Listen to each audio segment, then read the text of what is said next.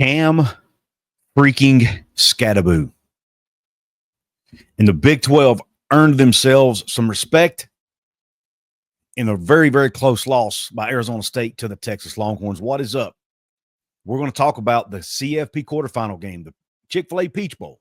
And we're going to talk about it in this episode of Couz's Corner, which is brought to you by BetUS Online Sportsbook and Katz, Cantor, Stone Street, and Buckner Attorneys at Law. And we're going to have that conversation as well as talk about the controversial call that may have tarnished the game a little bit. And we're going to have that discussion right after this. Since 1931, the attorneys at Katz, Cantor, Stone Street, and Buckner have been the voice for victims who have suffered serious injury or death. They have a fierce passion for truth and justice and a sincere compassion for those who have been wronged by others. Whether you have been in a car accident or fighting with an insurance company, or you or a loved one has suffered serious injury or death due to medical negligence, we will ensure your voice is heard loud and clear. Katz, Cantor, Stone Street, and Buckner will ensure there is justice for all West Virginians because we are your lawyer, your voice. Visit us at yourlawyeryourvoice.com. What is up? Welcome into another episode of Couz's Corner, and I'm your host, Couz, and thank you for joining the show. Come on in, make yourself comfortable, belly yourself up to the bar, and let me pour you out this shot of top-shelf college football news and analysis centered around West Virginia, the Big 12, and conference realignment. This episode, we're focusing on this Chick-fil-A Peach Bowl, which a game in which the Big 12 was represented by the Arizona State Sun Devils, and boy, did they go out there and come that close to shocking the world. Cam Skattebo was an absolute monster, absolute beast, earned himself some respect, may have earned himself a larger contract in the NFL. But at the end of the day, it was the Texas Longhorns that got the job done, won the football game, were the better team in all three phases. Maybe not in every single individual phase, but as a team, they ended up being the better team, got off to the fast start, and Arizona State, even though they were able to recover and come back and tie the game, they were not able to get over the hump. So at the end of the day, the Texas Longhorns move on, make it to the semifinal round of the college football playoffs. But, man, nobody, even myself, expected the game to be as close as it was. I expected it to be closer than Vegas did, which I'll get to in a minute. But I did not expect it to go into double overtime, and I did not expect Arizona State to ever really have a chance to win the game. I figured Texas would control the game, but I figured Arizona State would always keep it within that, 3 to 10 point range.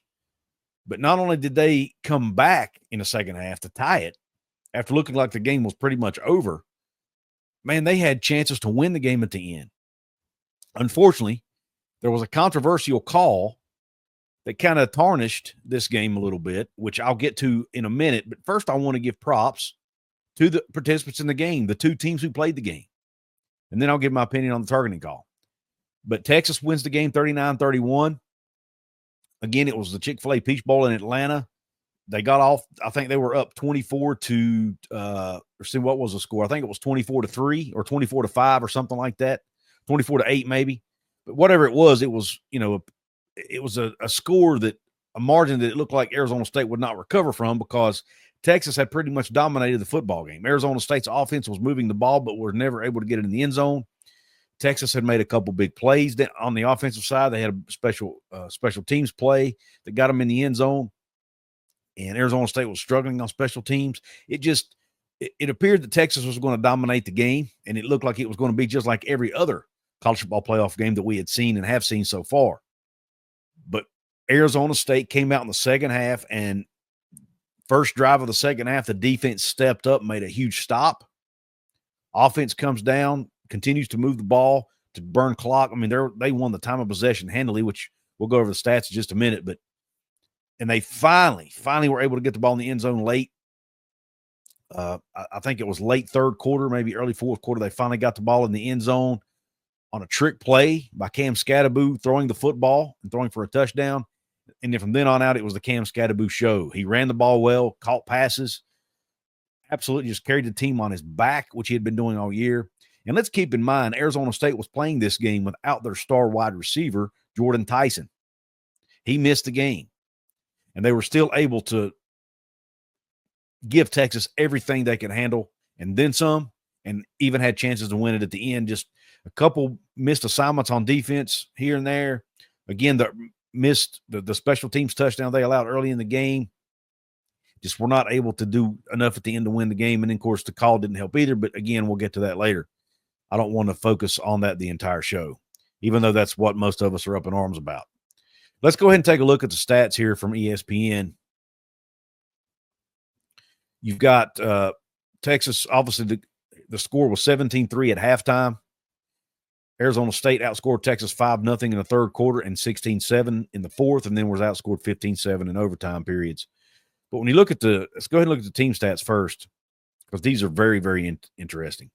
Arizona State's on the right, Texas on the left. Arizona State had 29 first downs compared to Texas' 17. They were 10 of 24 on third down, so they had a bunch of third down opportunities.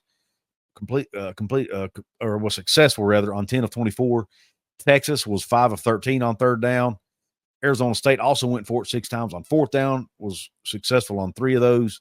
Texas was 2 for 2 on fourth down. Total yards, look at this. Going up against one of the best defenses in the nation, Arizona State was able to accumulate 510 yards of total offense compared to Texas's 375.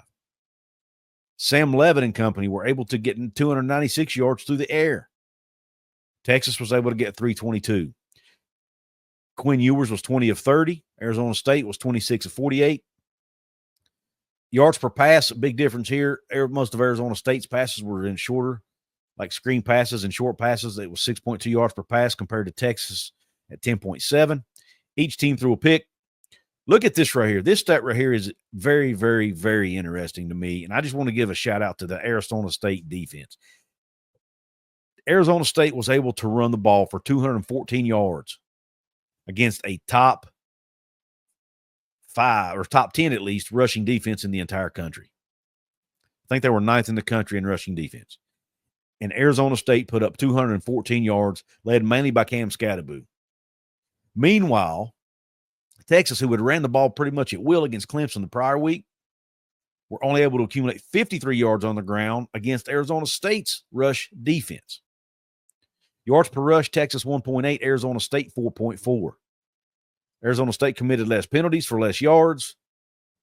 Each team had a turnover, and then the time of both being interceptions, and then the time of possession, 22:06 for Texas, and 37:54 for Arizona State. So they dominated the time of possession. I mean, the whole first half, they were sustaining drives, and then they'd get into the red zone and just crap out. Now, a lot of that, though, you have to give credit to Texas's defense. They also were one of the top in the country in red zone defense. And every time Arizona State got that ball in the red zone, Texas just shut them down. Did not let them in. And Arizona State was having kicking issues. That didn't help. They had a kick blocked. And I think they were probably going for it more than they would have liked to have in some cases because they didn't trust their kicking game. But Texas was, when the field got shorter, Texas stepped up and stopped Arizona State from getting in the end zone. That was a huge piece to this football game. A huge factor for Texas going on to win this game. So at the end of the day, even though when you look at some of these stats, it looks like Arizona State may have been the better team, they did not make enough plays to win it. And one of the big things, like I mentioned Texas's red zone D. Something else you have to look at is this special teams touchdown. Silas Bolden from Texas had a 75-yard punt return touchdown in the game that really is what put Texas ahead by 2 scores, or at least was one of the early scores in the game, and really helped them jump out to that early lead early in that game. I think they were up 14-3 and had only ran like 3 plays. So it's hard to overcome that. Arizona State just about did, but it's really tough when you get yourself into a corner like that. Now, a lot of people were questioning whether or not, the fact that Arizona State had that first round bye, a lot of people were questioning whether or not that actually played a role in them getting off to such a slow start. When you look at how Oregon played in their game against Ohio State, did them having a bye serve as a disadvantage? Maybe so. We saw Boise State get boat raced by Penn State, commit 4 turnovers in that game. Did having a bye hurt Boise State? It'll be interesting. I'm recording this before the Notre Dame Georgia game. It'll be interesting to see how Georgia responds to having basically 2 weeks off before playing Notre Dame, who played a week ago. Which team will come out looking sharper? I'll be interested to see how that looks. But nonetheless, Arizona State still had chances to win the game late. The spread on this game between Arizona State and Texas was Texas by 12.5. If you recall, I took Arizona State in the points over on BetUS. If you're looking for a brand new sports book, BetUS is where you need to go. Right now, BetUS has a special offer, a 150% sign-up bonus on your very first deposit if you use promo code YouTube150. Again, promo code YouTube150. You get a 150% sign-up bonus on your first deposit. You get a 125% bonus on your next two deposits, up to a grand total of $2,000. Take advantage of that offer today if you're looking for a new sports book. Please be sure to play responsibly if you do play. And if you need help, if you or someone you know has a gambling problem, please call 1-800-GAMBLER for help. Now, let's get back to the show. When you look at individual stats for Texas, Quinn Ewers was 20 of 30, 322 yards, 3 touchdowns, and a pick. Sam Leavitt for Arizona State was 24 for 46, 222 yards, and an interception. Did not have any passing touchdowns. Again, though, their star receiver, 1,100-yard receiver, Jordan Tyson, was out with an injury. Texas rushing, Quintrevion Wisner carried the ball 18 times for 45 yards. He was the leading rusher on the day. Cam Skattebo, 30 carries, the absolute workhorse that he has been, 143 yards, 2 touchdowns, 30 long run of 33 yards. And the one notable one to me was the one where he got into the end zone down near the goal line. He had a big, massive defensive lineman that absolutely tried to stand him up, and he flat out ran over him. Now, he had some assistance from one of his offensive linemen who picked him up and helped him carry him into the end zone. But, man, Cam Skattebo just really, really stepped up and played a heck of a football game. Then you've got Arizona State on the receiving side. Cam Skattebo, the leading receiver for the Sun Devils, just a workhorse. 8 catches, 99 yards for him.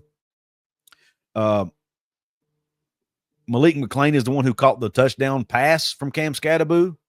And then on the Texas side, Matthew Golden had himself a heck of a day. 7 catches, 149 yards, and a touchdown. Gunnar Helm also had 3 catches with a touchdown, and DeAndre Moore Jr. had a touchdown as well.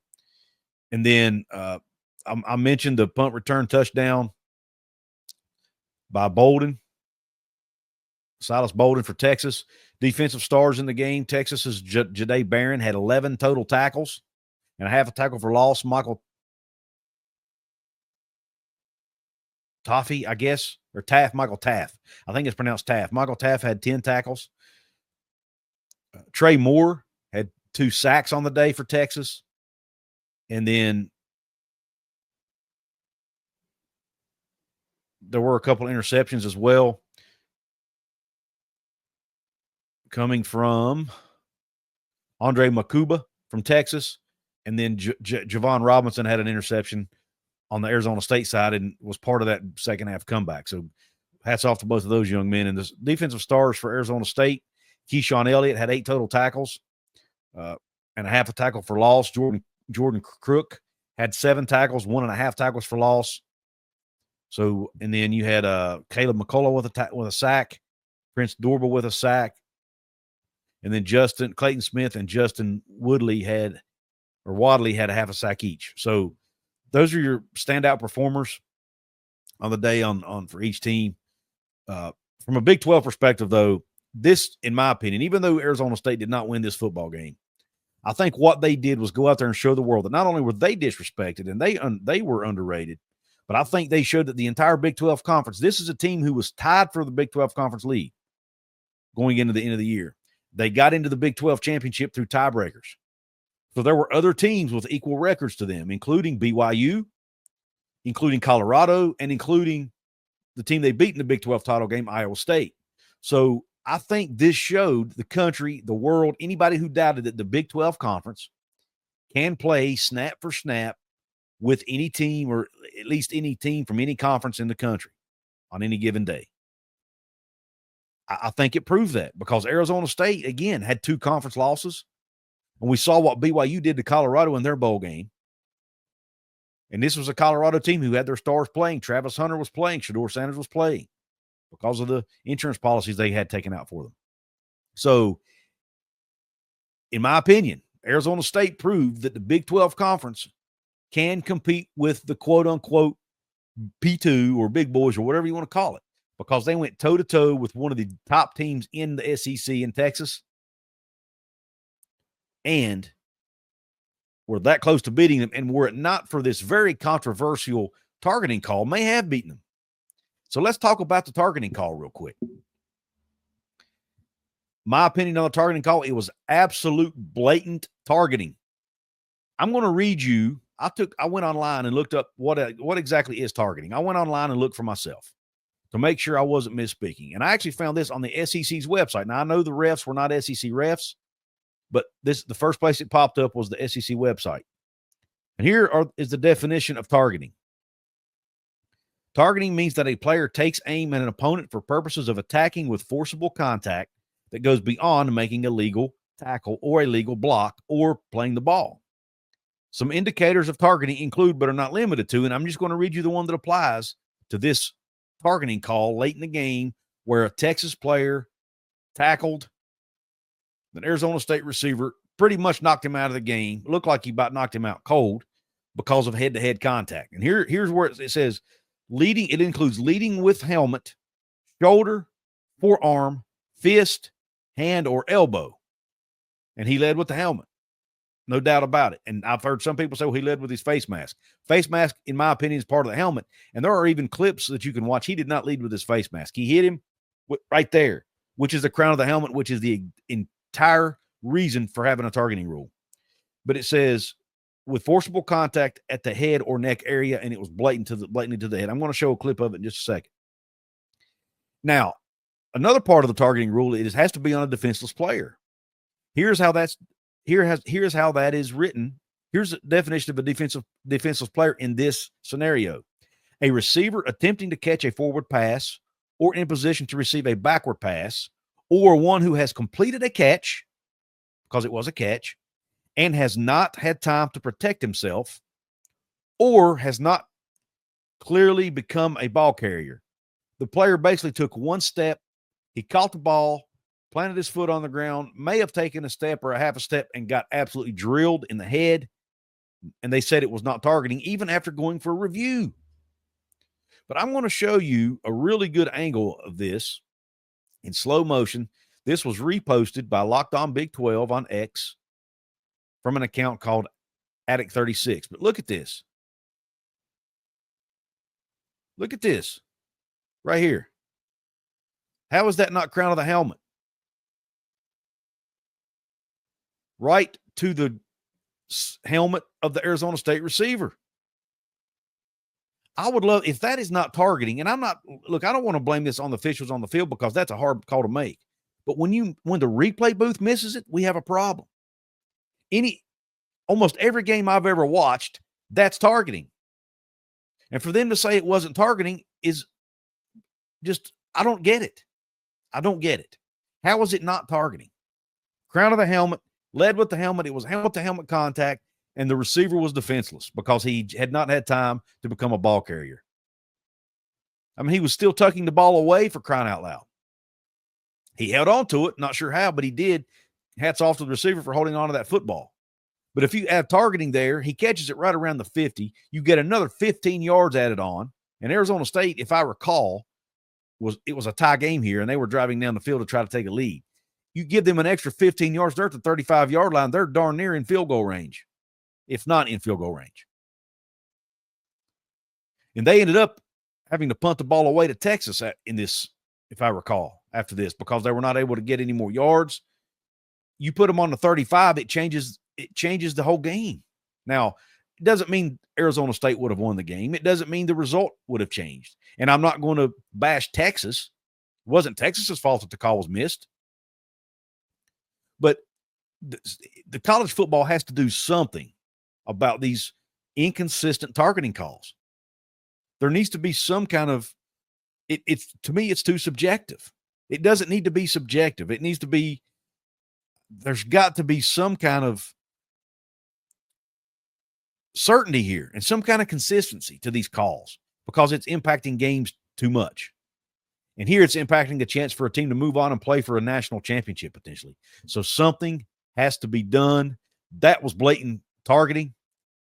it was based on what I just read. It was the letter of the rule. Should have been called. It wasn't called. Again, not trying to tarnish Texas's victory. They still won the football game fair and square. And there was a potential targeting call earlier in the game that could have went against Arizona State that didn't. But that one, to me, was not near as clear. The player in that case actually turned his body away to try to avoid targeting and hit the player with his arm. And it looked like most of the contact was right here in the upper chest area, not to the head or neck. Just my opinion. Just my opinion. Now, that call didn't get scrutinized as much because it didn't happen late in the game and did not seem to impact the game. So, obviously, this one's going to be more scrutinized. But I want to hear your thoughts. Do you think this was targeting? And do you think Arizona State wins that game if that penalty's called? I want to hear your thoughts, but I don't want to take away from Texas's win. Congratulations to them. It'll be interesting to see how they do against the juggernaut that is Ohio State right now, who went out and absolutely boat raced Oregon. Personally, I don't know that anybody in the country is beating Ohio State right now, the way they're playing, but we'll see how Texas can do against them. Who do you think wins the game between Texas and Ohio State? I want to hear your thoughts. I want to give another quick shout out to my channel sponsors. Katz, Kenner, Stonestreet, and Burton Attorneys at Law, your personal injury and medical malpractice attorneys in West Virginia and Virginia, and BetUS Online Sportsbook. Thank them for helping keep the lights on. Also, thank you to my paid VIP channel members. The shout-outs in this episode go to P.W. Riggs, Roy Harrison, Bill G., Phil Masters, Hellbilly, and Tom Reinhardt. Thank you all for your support. If you want to become a member, hit the join button below or go to my channel homepage, hit the join button there beside my profile photo, or there should be a link in the description box as well. I want to thank you all for tuning into this show. Hope the rest of your day is top shelf. Be sure to check out the video here in the corner of your screen. You may actually like it. Q Country Roads.